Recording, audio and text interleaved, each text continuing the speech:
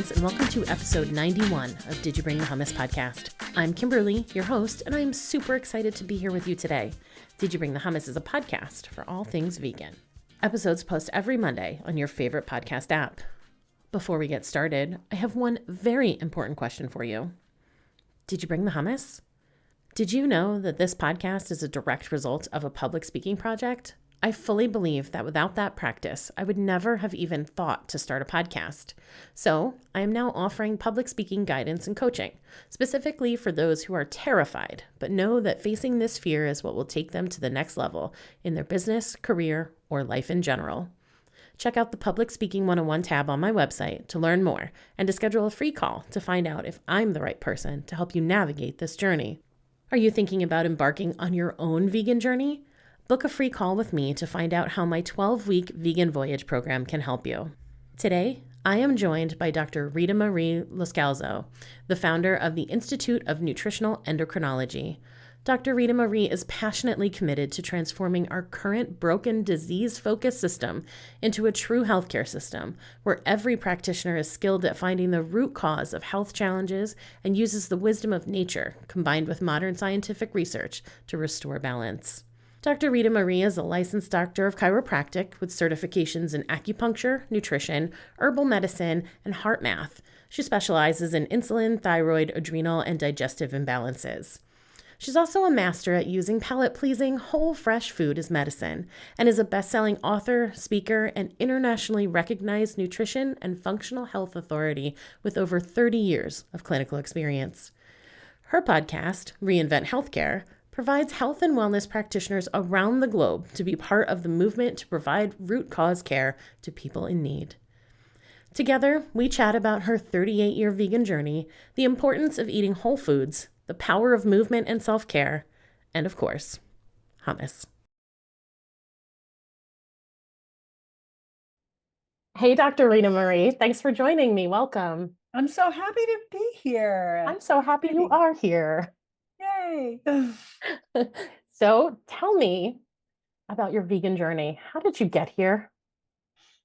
Well, it was a long time ago in the Stone Ages, back when I was in my 20s, and I wasn't feeling very good. I had some issues with my health, and I kept going to different doctors and specialists, and I just kept getting given more medications. And granted, I was in my early 20s, so I wasn't like 45, 65. I wasn't anywhere advanced. I was in my 20s, and they just kept giving me medications or surgeries on my sinuses so that I could breathe better and various and sundry things like that. And finally, one day after the ulcer test came back negative and the doctor said, "Good news, you don't have an ulcer." I said, "That's great news. So what do I have and what do I do?" He says, "Well, we don't know, and just keep taking the ulcer medication." That was when a light bulb went off and the bird in my head said, "Here, tweet, tweet, get out of here. This isn't working." Right? Yeah. So I said, I said, "Do you think it could be my diet?" And he goes, "Oh, diet doesn't have anything to do with health." I left that office determined as a rebel to prove him wrong. And I did. And I started my journey then, changed my diet completely, gave up everything, everything. And I got healthy. And I've never looked back. And that was, that was almost 40 years ago. Wow. That's amazing. Yeah. So you had this motivation of, one, I've got to take care of myself because people are telling me I don't have something and then still want me to take medication for it. So something's not right here. And then you also have the determination of, I'm going to show this guy. I'm going to do it. And I'm going to prove that he's wrong. Were there moments, though, where, because you just said, I gave up everything. Were there moments where you're like, oh, what am I doing? This is so hard. Or how did you feel? Did you have moments like that? I didn't. Leading up, the beginning part was a little hard because I didn't know what. Right? I wasn't educated enough, but the more I got educated, the better I felt about it. And actually, the book that really changed my life, you may have heard of this one, is Herbert Shelton's Fasting Can Save Your Life. Oh, I haven't. No, he's a very staunch believer in the natural hygiene approach, which is plant-based and mostly raw foods and, cleansing and fasting and all kinds of stuff. And I started reading and going, I've been eating that my whole life. I've been eating that my whole life. He's telling me that that's making me sick, that I'm toxic, that I'm this and that and the other thing. And it really motivated me. And, that was towards a little bit later in the journey. I think the first, probably a year after I first went, oh my God, I've got to do something, because they don't know what the heck is going on with me. So yeah, I ended up reading that book and made a life-changing decision, which completely turned around everything in my life. How so? I decided that I was going to try this fasting thing.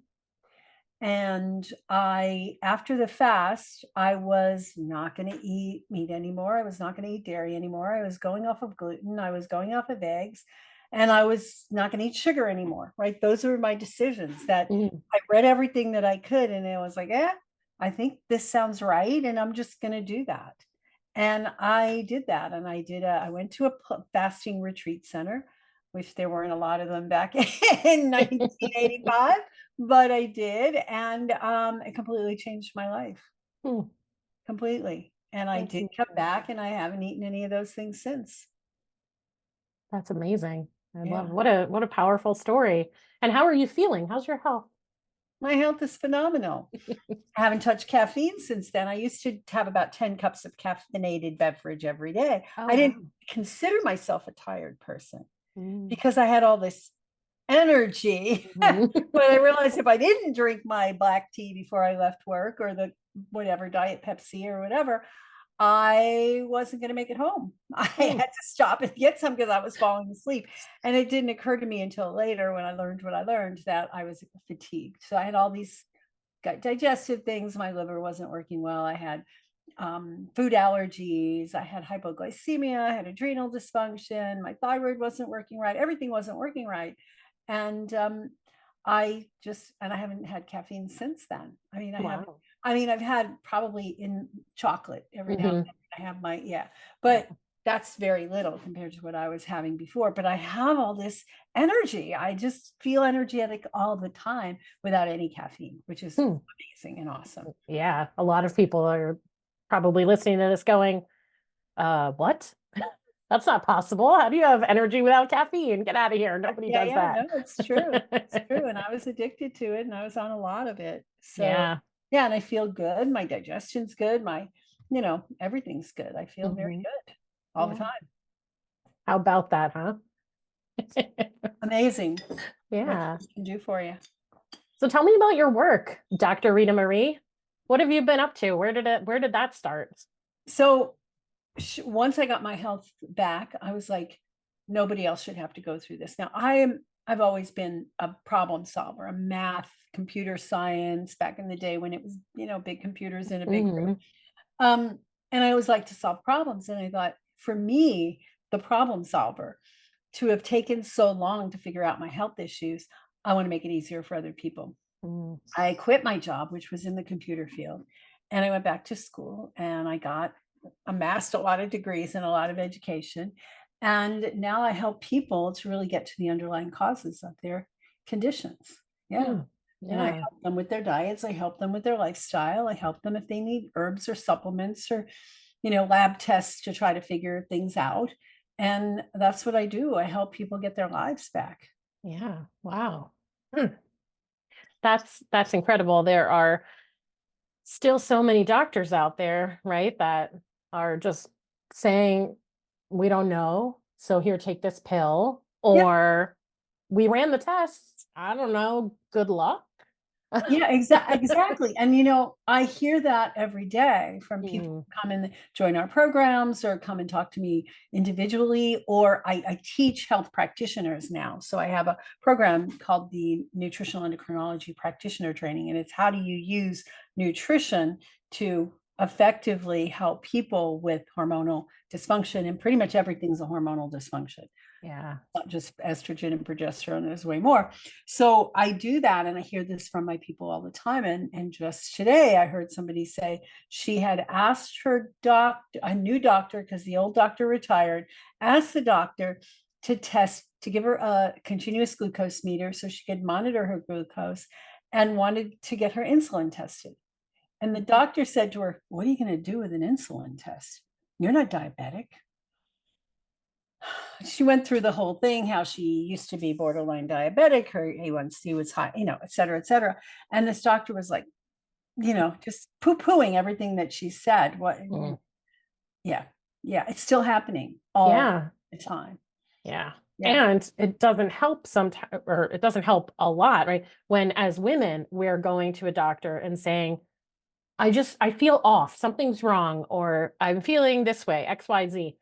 And so often even now, like we can look back at, I've just said 4 sentences in one, let me stop. They don't take us seriously. Yeah. And you think back in the 1800s when women were being committed for insanity because they were like, oh, I'm feeling hot, and they were going through menopause, Right. and they're like, oh, she's crazy. And you think, oh, we have to be different now. Yeah. Not It's a really. little bit different, but not a Yeah. lot. Not Yeah. enough different. Right. Not We're enough still different. dismissed. And then there's also women are experiencing that. And then women in larger bodies also very often it's just like, well, just lose weight and you'll be fine. And so if a normal, I'm using air quotes, person walked into the office, said the same exact, I have all of these symptoms, XYZ, the doctor would say, let's run these tests. Right. A person in a larger body comes in and says, I have all these symptoms, and they go, you're just fat, lose some weight, see how it goes, you'll be fine. And so there are these ways that the medical field kind of can treat people in a way where they're never getting treated. They Right. don't get the answer. And then because of our food system too, people aren't educated in how food can make things better, how food really is the answer for so many of these So things. many people and so many things. Absolutely. Absolutely. And, so much, and I hate to be, I'm not conspiracy theory or anything, but I hate to when I look at who funds the medical studies, Yeah. where they're getting their information from, it's big food and big pharma. Mm-hmm. Right. And those businesses do not have a vested interest in helping people get well. They have a vested interest in keeping people ill. Mm-hmm. Right. And the doctors aren't realizing this. They're just like, I learned this in medical school. How many decades ago did you go to medical school? Did you ever think that new things have been discovered since you were Right. in medical school? But I didn't. If it was right, I learned it in medical school. There was a new book that I started listening to. It's The Lies I Taught in Medical School. Yeah. Yeah. And it's what's happening. Not that it's deliberate necessarily, but it's just, if it was true, I would have learned it in medical school. It's a very common thing. And nutrition, he even says in this book, metabolic health, that was all for the dietitians. That's not for us. We're physicians. Yeah. Hmm. Yeah. And it's still happening. Yeah. And if only they were making that connection between what the dietitians should be doing and talking about with the people, and then what they could be, if they could marry that, how much more effective could they be? But then, you'll hear people say, well, they only want it to be effective to a point, because then if you stop coming in because you're so healthy, how do they make money? Right. I know. It's sad. It is very Yeah. sad. I'm like, I always tell people, my job is to put myself out of a job. Mm-hmm. Right. I want to empower you and educate you in such a way that you don't need me anymore. Yeah. Yeah. Yeah. Hmm. My goal. I love it. That's really that feels good, to know that there are people out there doing that. What are some of like maybe like 3 things that you would say to someone who's like, I'm just exploring how food can make me feel better? Like, what are 3 suggestions you'd say? Start here and see how it goes. Eat real food. Mm. Stop eating the stuff from packages that's ultra processed and has all kinds of ingredients that you wouldn't have in your cupboard at home. That's Yeah. a good starting point. Right. Eat nutrient dense food. Mm. Right. And where do we get the most nutrient dense foods? It's from the plant kingdom. right? And loaded with the colors and the carotenoids and the bioflavonoids and all the micronutrients that we need, right? Yeah. And here's the other thing I would say: don't eat beyond being satiated. Mm. So a lot of people will just like scarf food down because they have to go back to work. And then they realize 15 minutes later that now they're overstuffed because Mhm. they didn't stop when they were truly full. So if you eat in an environment that's joyful and calm, and I understand we live in a real world here, but that is a very important piece because there's two parts of the nervous system, the sympathetic and the parasympathetic. When you're in the parasympathetic mode, the calm, rest, digest, everything goes Mm. in properly. The digestion, the brain gets the signal, "Oh, I'm full. Okay, stop eating." Whereas when we are in the rush, rush, rush, we're in the sympathetic, and the hormones that control that state make us, feel rushed and rushed, and it inhibits a lot of the hormones that control appetite. Mm. That's where I would go. Yeah. That's great. I used to stuff myself all the time. Just I either felt like, well, there's only a little bit left. Let me just finish it. I'm not going to Yeah, put that away, or I don't want to throw it out, or I'd be watching TV because I had been going, going, going, and I just wanted to sit down and relax. And yeah, instead of thinking about how relaxing it could be to just sit at the table and just be quiet and just be right. with my food, Yeah. I was like, TV will relax me. No, it didn't. No. And then I'm not paying attention to what I'm eating. Before Right. I know it, I'm done. And I think because I'm not paying attention, oh, I'm still hungry. Let me go get some more. Yep. And then I realize afterwards, oh, I'm very full now. And Yeah. now I feel sick. I Yeah. go to bed and I'm Not uncomfortable. I getting don't a good sleep night's well. sleep. Yep. Yeah. Yep. Yep. Yep. And it's so true. And the other thing is when you're eating fast like that and when you're distracted, we don't chew properly. Mm, And when we chew the foods completely, we release a lot of the nutrients right there in the mouth. And as it goes down our system, it gives the signal back like, oh, we got some nutrients here. mm, The same kind of thing happens when we eat foods that are not nutrient dense and you just keep eating. The body, the hypothalamus and the brain is not getting the signal that you ate because mm. you didn't really get nutrients. That package of Cocoa Krispies or whatever you ate, it doesn't have any nutrition. So your body's going, I need more. I need Mm. more. And I have a story, if you don't mind me telling it. Please. Yeah. When my kids were little, and I remember, um, they weren't that close in age, but one was newborn and the other was 4. So they're 4 years apart. And I would literally, I'd make a big salad and then I'd think, well, I just ate lunch. Why am I so hungry? And then later I'd find the salad is still sitting on the table because I never got to finish it because the kids distracted me. But I remember one day just feeling like, I'm so hungry. I can't get satiated. And I grabbed for dense things, right? The heavier carbohydrate things to fill me because I didn't have time to chew the whole salad, right? Mhm. And I would be like, and I'd eat and I'd eat and I'd eat, and I would not feel satiated. And then I go, you know what? I haven't eaten enough vegetables today. So I'd steam up a pot of broccoli and I'd eat the broccoli and Mhm. I would feel fine. And I'm thinking, the minerals, all the Mm. nutrients in that broccoli gave my brain the signal finally Right. that I was finished eating. Hmm.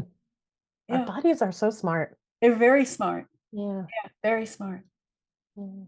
Yeah. We should listen to them more.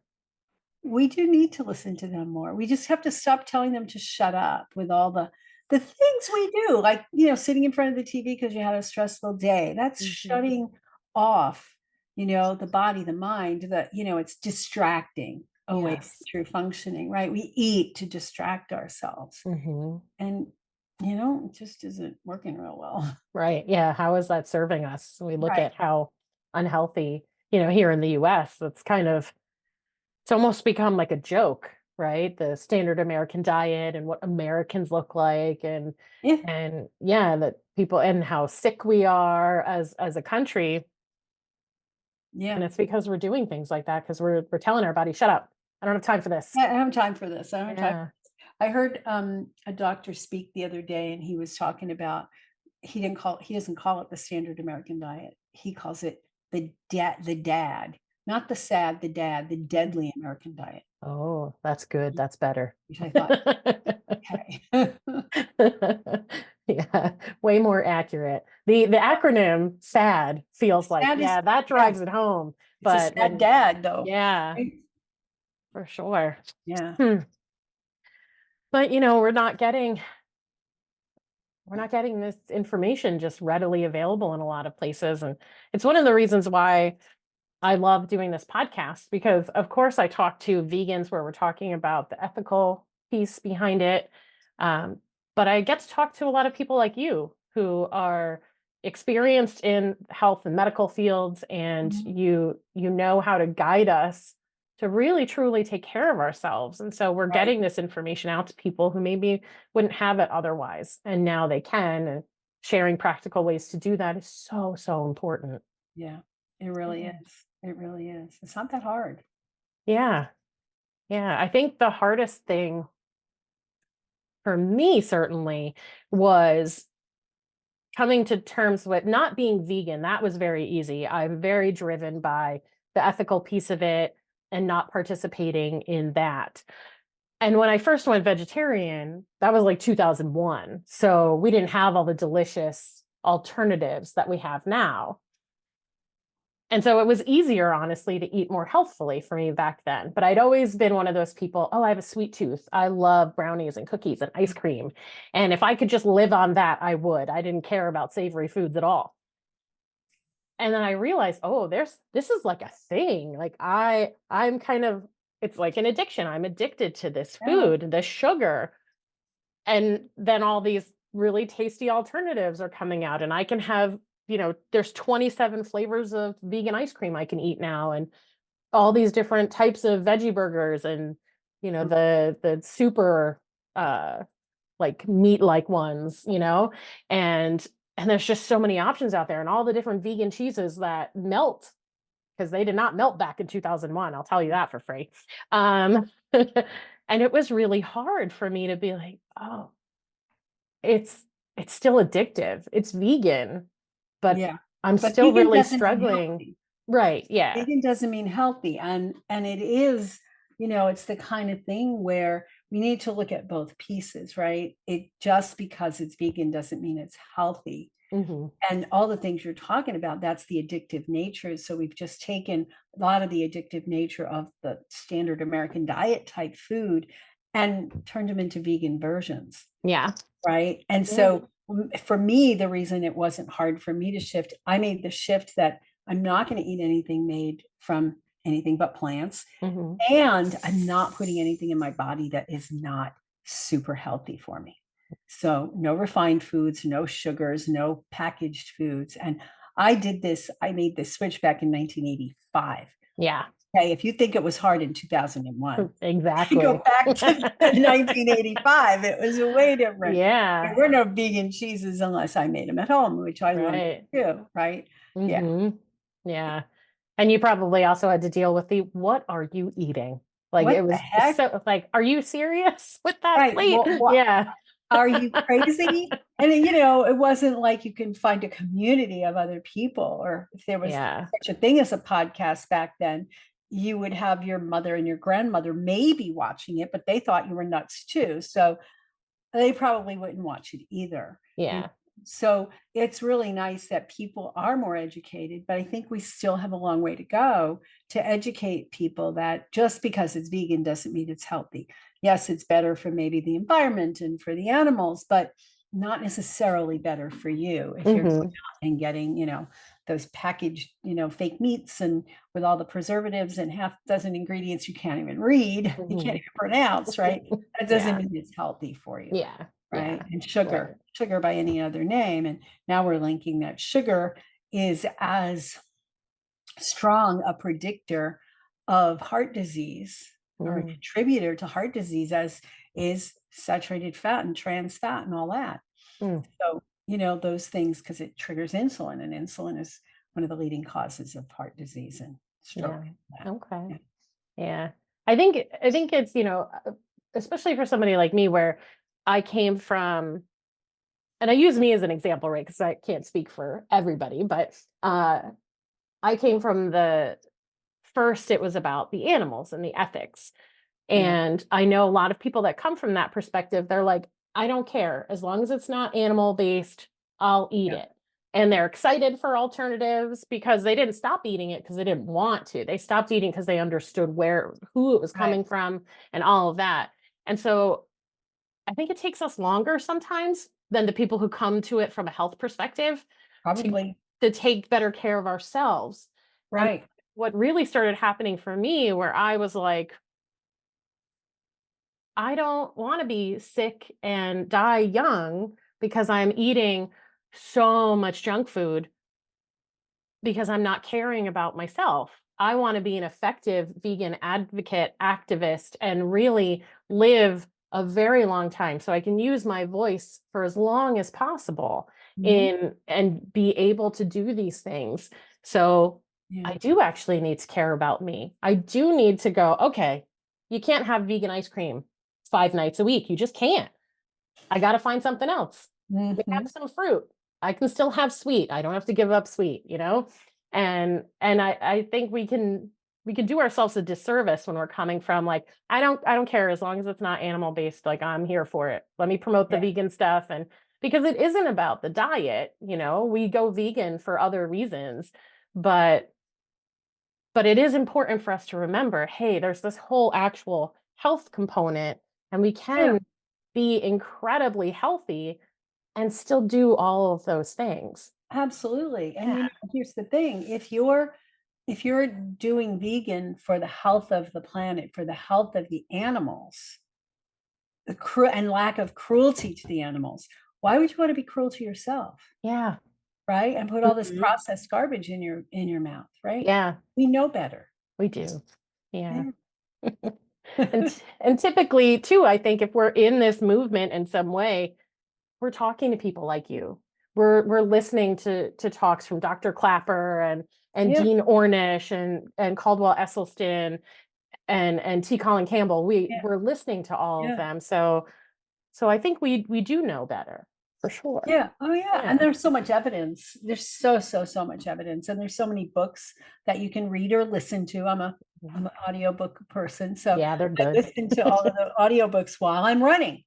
And I'm Nice. listening to, oh, yeah, we have to keep moving our bodies. Yes, okay, Good, that's I'm what doing we're it. doing. So I'm doing the healthy activities while I'm listening to those things. And there's so Yeah. much more evidence these days and so much more science backing to Mhm. these choices that we need to just, do it. Do it for Yeah. the animals, do it for the planet, do it for yourself, do it Yeah. for your loved ones, because they Mhm. don't want to deal with losing you. Right. Yeah. Yeah. Hmm. Let that sink in for a minute. But we're all so altruistic, so many people are, Mhm. right? So you're going to do it for the animals, you're going to do it for the planet, but what are those people who love you? Yeah. They don't want to see you decrepit and dying. And when I lost my parents at very young ages and my sister, it was painful. Mm. And I know that they had preventable deaths. Yeah. I know from the bottom of my heart, based on what I know, Mm. preventable. Yeah. And it was Yeah. painful to lose them. And I wish I had been able to get through to them. But, Mm. that was back in the 80s, no, 90s. And there weren't podcasts. Yeah.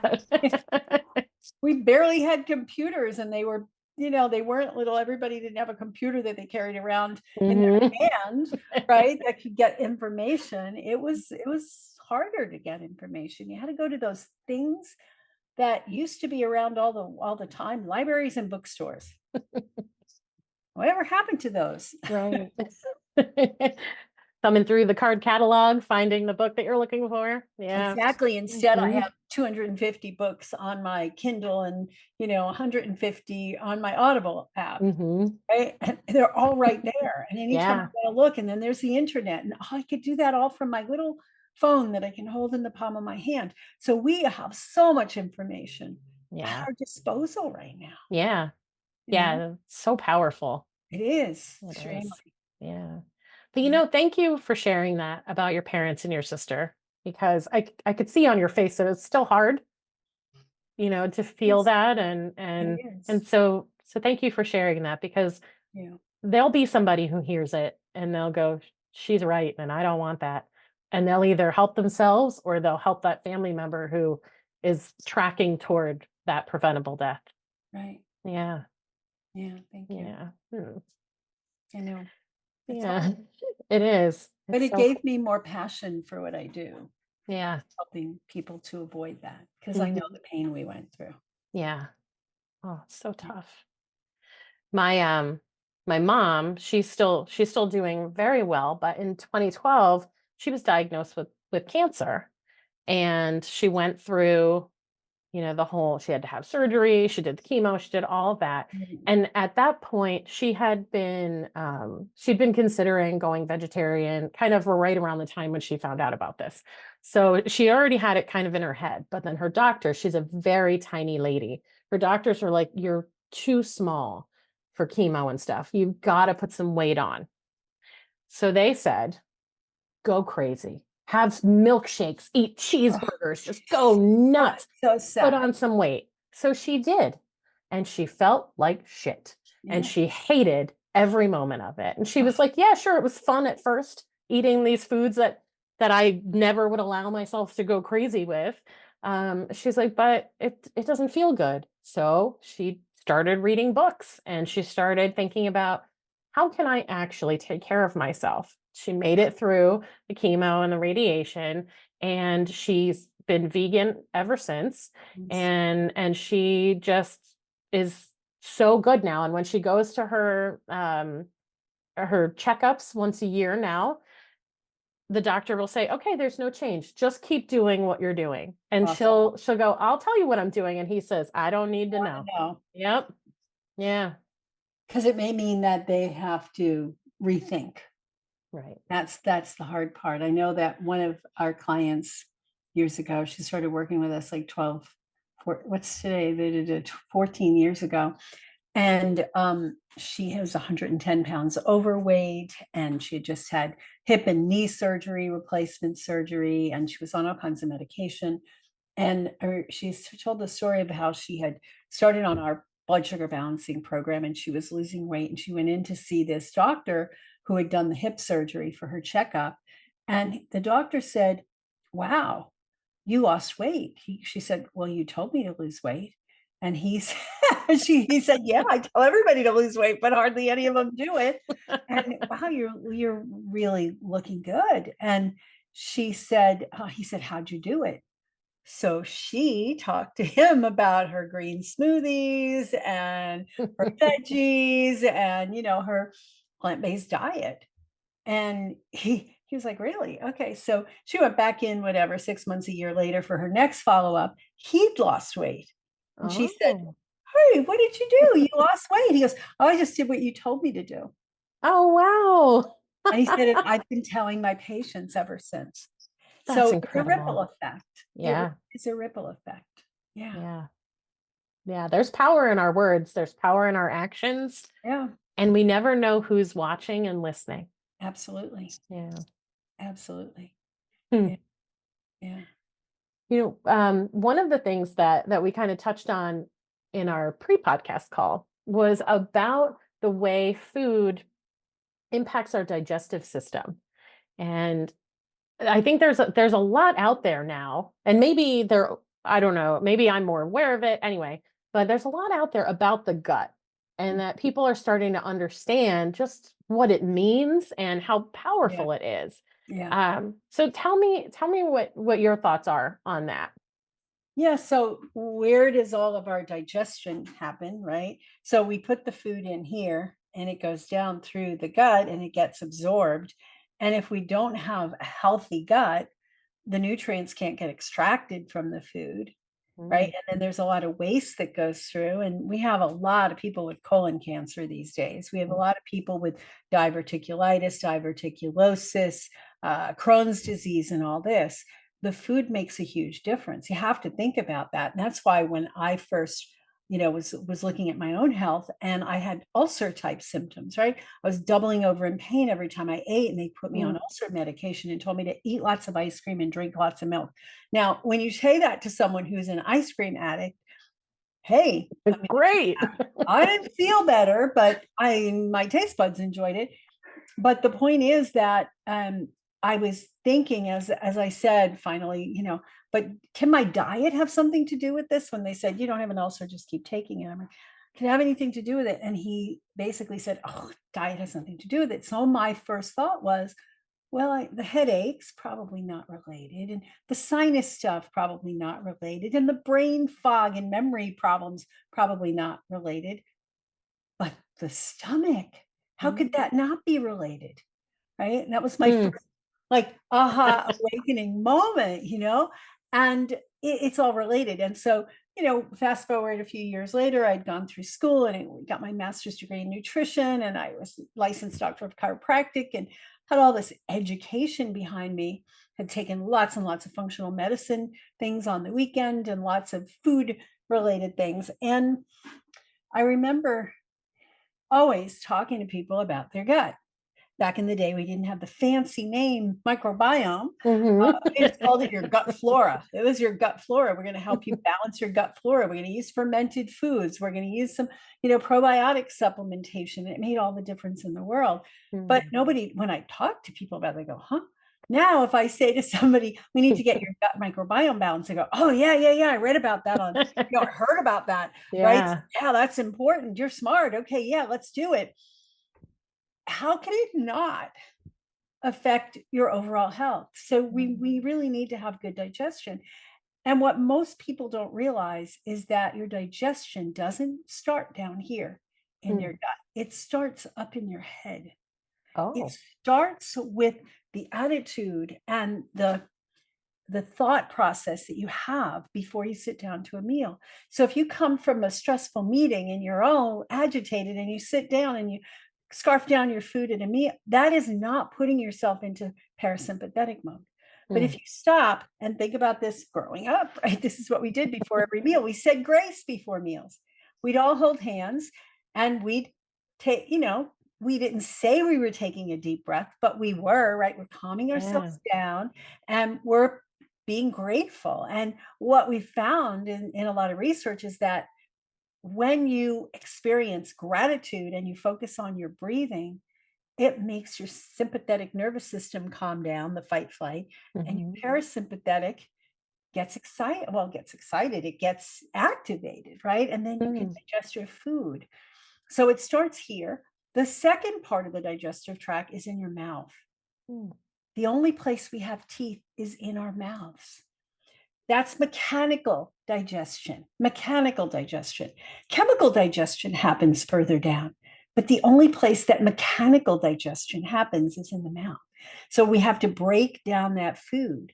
And a lot of people will say to me, oh, I just see all these pieces of food in my poop. It must be that I don't have good stomach acid. I'm like, no, it means you don't have good teeth action. You haven't chewed your food. Right? Your stomach doesn't have teeth. Your intestine doesn't have teeth. So you have to break it down here and then you let it go down. So that's where the digestion starts. And of course, it's a complicated process, but we have to optimize it in order to optimize any aspects of health. And a lot of people who are overweight, you talk about a large person gets ignored. Nobody's telling them just stop and chew your food. Right. First of all, you get fuller faster. So it's harder to overeat when you're chewing. And you're chewing until it's liquid and then you swallow. You don't get so far ahead of the curve, right? You're going, oh, I'm starting to feel full, right? You extract more nutrients from the food and everything feels better when you do that. So we have to start with those two things. Reminds me, back in the early 2000s, I went macrobiotic for a while. I was already vegetarian at the time, so it was very easy. And, I spent a lot more time in the kitchen and I didn't know how to cook. So there was the learning curve for me. But the most significant thing I learned out of all of that was the chewing. Mhm. was, when I first started, it was like, you have got to count to 50 and you have to chew the whole time. And when you first start doing this, Yeah. oh my goodness, you're like, I cannot chew 50 times without swallowing. I can't, it's not possible. No one can do this.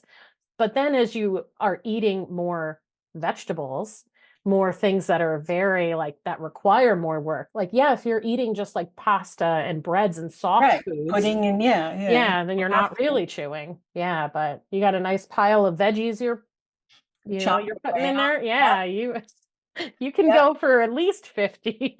Yeah. Easily. Easily. That's right. You're right. Yeah. And it's not something, even though it's stuck with me, it's not something I've been prioritizing in a long time. Yeah. So And you and remind yourself, we can't yeah. always do all the things we know we need to do. Yeah. So things come full circle and you go, oh yeah, I think I'm going to start to do that. And picking one thing to focus on, Mhm. right? You've already made most of the big steps. You go, okay, now for the next month, this is all I'm going to do. As I'm just going to focus on chewing. Yeah. Until you get that Mhm. naturally as part of you. People do that with exercise, and I'm an exercise fanatic. So it's easy for me. Like, I can't go a day without exercising. I feel really bad if I go a day without it. It's not like I have to force myself to get, it's like, look at the calendar and go, when can I squeeze in my exercise? Because I don't want to miss it. But similar with the chewing the food, right? You want to just make a deliberate attempt to do it. Are you going to Mhm. be perfect at it? No. Are you going to always do 50? No. But as you think about it, you go, oh, I didn't quite make it to 50. Okay, next bite. We'll try next bite. Yeah. Yeah, Yeah. and it does, it makes you more present. It Yes. it takes you away from, you don't feel like, well, I'm just sitting here eating. I guess I'll scroll on my phone, or let me move to Right. the living room or the den so I can watch TV. Like, you are there in the moment with your Yeah. food, which, if when we can stop and just like sit and be with our food, like you were saying, we sit down, we take a deep breath, maybe we're holding hands and saying grace. But even if you don't want to say grace, if you're eating at home with someone, why not hold their hand for a moment? I mean, like, why not, like, with that Yeah. connection, you've been Yeah. running busy all day. Just Right. take a Exactly. second and Exactly. reestablish that connection. Exactly. Yeah. Yeah, yeah, yeah, yeah. And that gratitude, just like whatever your beliefs are, you don't have to be religious, just Yeah. whatever your beliefs are, just be grateful that you have food on the table. Hmm. Just really appreciate the colors, right? If you're eating the right foods, the colors on your plate are going to be like a portrait or a landscape Hmm. painting or something beautiful, and appreciate it. Yeah. There's so many times where I will make dinner, and when I do it with like a load of vegetables, I will stop and I'll even say to my husband, I'll be like, "Look at how gorgeous this meal is." Yeah. And we Yes. do, we take a moment and we take it in all the different Yeah. colors. It's so satisfying Yes. Absolutely. because Yeah. it's the food we're supposed to be eating. It's the right food. Yeah. Yeah, it's It's the the food food our that bodies want. yeah, yeah, yeah. Another thing that you'd mentioned, and that I want to make sure I bring it up because I feel like there's a lot of confusing information out there about it. Mhm. Glycemic control. There are these like, oh, glycemic diet. You buy a book to tell you which one is your like plan to follow and stuff. And it's so confusing. Oh, this is high, this is low. And then somebody else tells you the complete opposite. Right. So let's clear that up a little bit. You gotta figure out your own glycemic index, okay? And the way we do that, 'cause for some people, certain foods are gonna raise their sugar more than others, and it has to do with their genetics, their early upbringing, how many M&Ms they ate when they were and Kool-Aid they drank when they were little, and for me, I have a lot of genetics that lead towards blood sugar imbalances, and I ate a lot of M&Ms and ice cream and Kool-Aid, you know, so I don't handle it well. But you can figure it out for yourself, and you can do it by Mm, either getting a very inexpensive blood glucose meter where you prick your finger and you put a tiny drop of blood on this little thing and it tells you what your blood sugar is. And you can monitor, or you can get a what's called the CGM, a continuous glucose monitor, and you can wear it on your arm and it can feed back to your phone, that little computer in our pocket, but you feed back and tell you. And so if you're eating a food that's really good for you and keeps your glycemic control in balance, it just goes up a little bit and then comes right back down. Maybe mm, about 45 minutes after you eat, it'll peak and then it comes right back down to where it was before. if you're eating jelly beans, for most people, it's going to go way up, and it may actually stay up longer before it comes down, or it's a slow peak down. So it might be hours and hours before you get back down to your pre-meal level. That's a great way to know. And what we do is we put people on like a 30-day, we call it a metabolic reset. And we have them test for a couple of weeks, keep track of all the foods and also the stressful events that spike their blood sugar. And we just stay away from that for a month. And they just eat, and mostly it's a high plant, high greens diet, lots of greens, lots of vegetables, keeping out the things like sweet potatoes and potatoes. If they raise your sugar, most people, potatoes at least do, but not everybody. Most of the people who are interested in it get interested because they notice that there's some issues. So usually they find that we're not eating ice cream. We're eliminating all the carbohydrate junk foods. And we're figuring out what of the good foods you can eat, what can you include. And we do it for 30 days to retrain the body. And then after that, like, you start to slowly add some of the good foods. So if blueberries raised your blood sugar and you eliminated them for 30 days, then you add a little bit of blueberries to your meals and you add a little bit of this and that. But you can get back to where you need it or want it to be, but it may take a little time. And stress levels are important and sleep is important. So it's not just about the food. Yeah. Yeah. So how do you manage stress? Well, I guess you exercise quite a bit. I exercise, and that's a great stress manager. Yeah. I do something called heart math, which is a combination of breathing and appreciation. So you just find yourself getting stressed and you stop and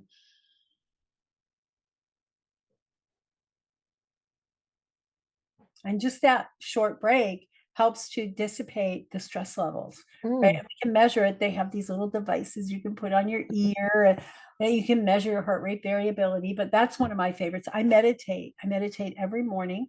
I have been doing that for, I think, 7 years now. Every single morning. Wonderful. And I had a hard time before that, and I got this little device that measures my brain waves. And I do it. I'm competing with myself that I can't not do it today because I've been doing it for 7 years straight, and don't let me lose my streak. Yoga. There's a variety of things, but for me, it's mostly exercise, meditation, and heart math. Those are my 3 ones. That's wonderful. I love that. I like yoga too. I had been on a good streak and I broke it. And but I would get up. I know, it was so sad. I would get up and I would do yoga every morning, roll out of bed, brush my teeth right on the mat. Like, didn't even change out of my pajamas. And it was the best way to start the day. And my approach to yoga is I'm not doing it to get a yoga booty, like I'm doing it to make that connection with myself. So then there isn't that feeling of, well, I better be sweating by the time I'm done. I better have gotten a good workout, because for me, yoga is not a workout. Yoga is a stress relief. Unless you're doing Ashtanga yoga, right? Yeah, or hot yoga, and you'll be sweating for yeah, you'll definitely be sweating. Right. But the typical yoga, the whole point is to allow the body to stretch, get relaxed, and just bring that sympathetic overload down.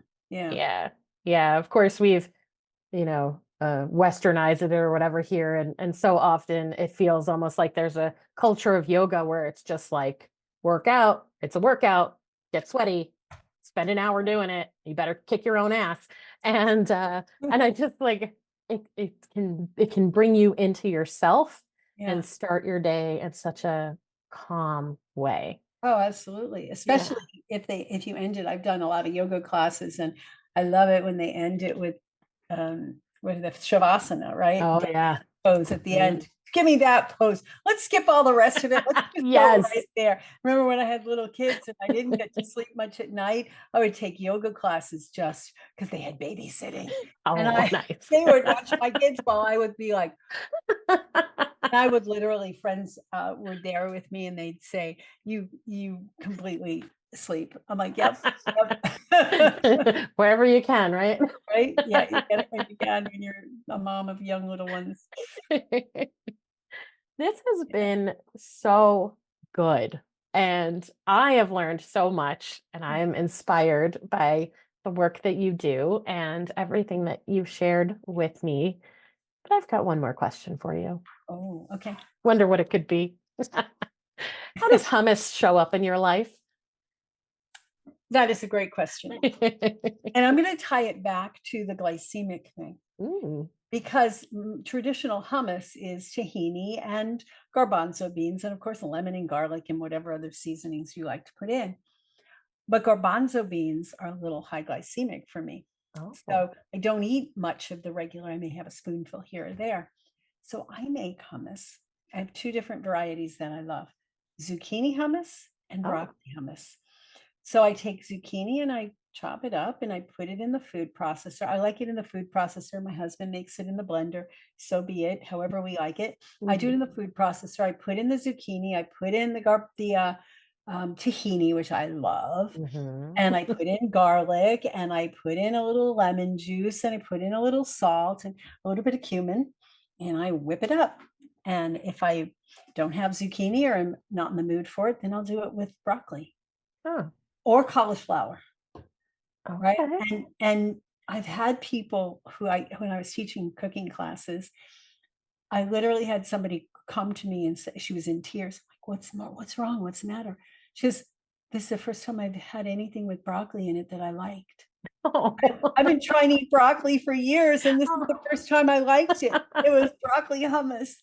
Yeah, so there you go. That's how hummus shows up in my life. Oh, that's so interesting. In my head, I'm trying to like, how does it get creamy? I guess the tahini is tahini what's, and lemon. yeah. That's all you need to make it creamy. All Yeah, right. oh, it's wonderful. And zucchini, that's this trick about zucchini. Zucchini makes anything creamy. I make ice cream with zucchini. Okay. I freeze zucchini and then I put it in the blender and I add whatever else I want, nuts, seeds, coconut, avocado, whatever, fruit. I blend it up and I make ice cream. Oh, Yeah, zucchini is yeah. very creamy. And now, like here, I'm in New Jersey. We're about to be overloaded with Overloaded zucchini. with it. Yeah. Take them and cut them up and put them in Ziplocs and keep them in your freezer. I will And do then that. just make ice cream. I have a book. I have a book somewhere on my website, and it's called Plant-Based Keto-Friendly Ice Cream Recipes. Oh, wow. Yep. No sugar, no gluten, obviously no gluten, but no dairy, right? And it's delicious. People absolutely love it. They write into me all the time that they love it. That's amazing. Well, I'll definitely make sure to link to that cookbook in the show notes. People don't have to look for it.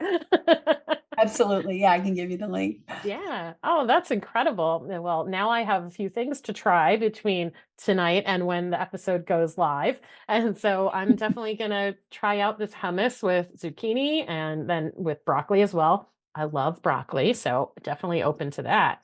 Yeah. What a cool thing. So I love it.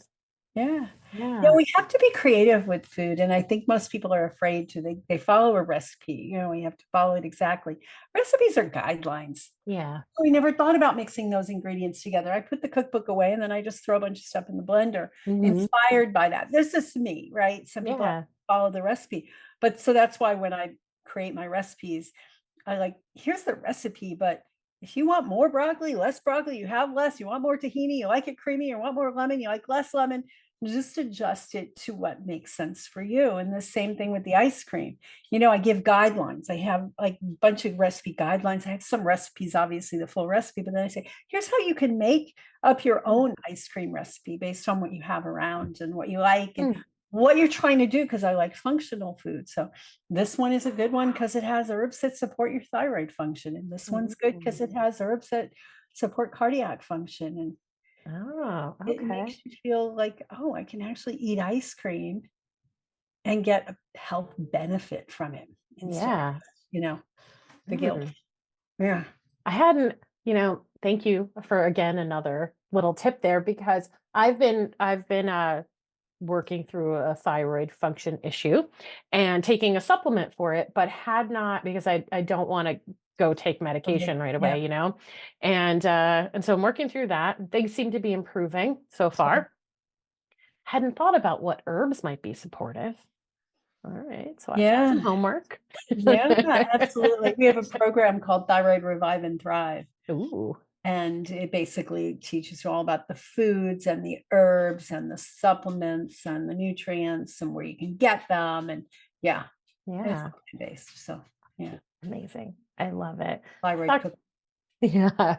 Amazing. Dr. Ritamarie, this has been amazing. And thank you so, so much for your time tonight and sharing so much of your wisdom with us. You're so welcome. It's my pleasure. It's really my pleasure to help people to like realize that health is just, a step away and that it doesn't have to be hard and that you can eat delicious foods. I'm Italian. I grew up Italian. We have to have delicious foods Yeah. and delicious foods that nourish you, that love you back. You don't just like I that. love that. Yeah. Thank you. Welcome back. Dr. Ritamarie shared some incredible information, but I'll call out these quick reminders for you. Number 1, eat real food, nutrient-dense food. Number 2, don't eat beyond feeling satiated. Eating in a calm and joyful environment whenever possible really helps with this one. And number 3, chew your food. Did you catch a connection between today's episode and last week's? The zucchini hummus? What are the odds? I hadn't even heard of making hummus from just veggies, and then I have 2 guests that suggest the same thing. Wild. Also, I'm thinking it's gotta be good. To connect with Dr. Ritamarie, visit her websites, drritamarie.com and inemethod.com. Follow her on Instagram at Dr. Ritamarie and check out her podcast, Reinvent Healthcare. You'll find links to her various Facebook profiles and groups, as well as Dr. Ritamarie's LinkedIn and YouTube channel in the show notes. I hope you found this episode helpful and inspiring. Please subscribe to the podcast so you never miss an episode. And if you're loving it, please give Did You Bring the Hummus a 5-star rating and leave a review. It's an easy way to keep supporting the show. Be sure to share these episodes with your friends. If you're finding something good here, they will too. If you're a vegan or know a vegan who would be a great fit for the podcast, follow the Be a Guest link in the show notes. Fill out the quiz and I'll be in touch. Check out the Support the Podcast tab on my website for more info on how you can support this show as a monthly contributor or by sponsoring episodes. Follow me on Facebook and Instagram at Did You Bring the Hummus, and visit my website, didyouBringTheHummus.com, for more information about me, updates on what I'm working on, new podcast episodes, and all things vegan. Finally, I would love to hear from you. What do you need help with? Is there a topic you want to hear covered on a future episode, or a guest you'd really love me to interview? DM me on Instagram or send me an email at info@didyouBringTheHummus.com. Thanks for listening.